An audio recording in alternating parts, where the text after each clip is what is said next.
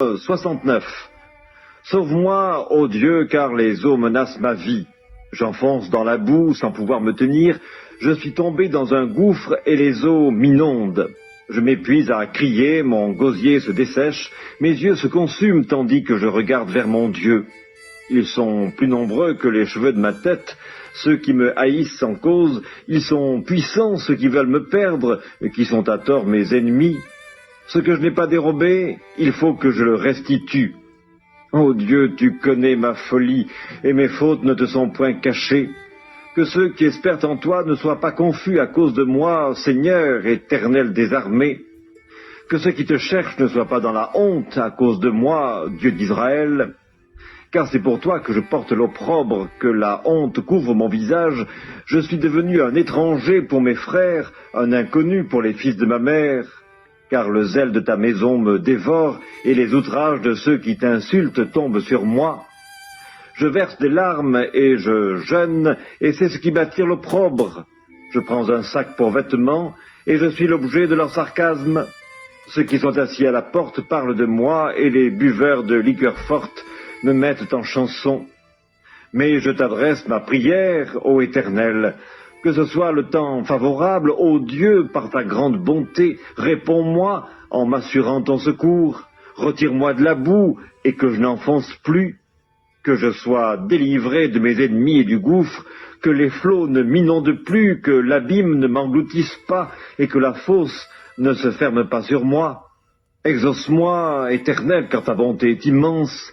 Dans tes grandes compassions, tourne vers moi les regards et ne cache pas ta face à ton serviteur. Puisque je suis dans la détresse, hâte-toi de m'exaucer. Approche-toi de mon âme, délivre-la, sauve-moi à cause de mes ennemis. Tu connais mon opprobre, ma honte, mon ignominie.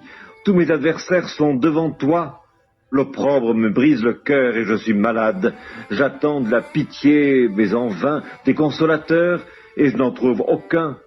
Ils mettent du fiel dans ma nourriture, et pour apaiser ma soif, ils m'abreuvent de vinaigre.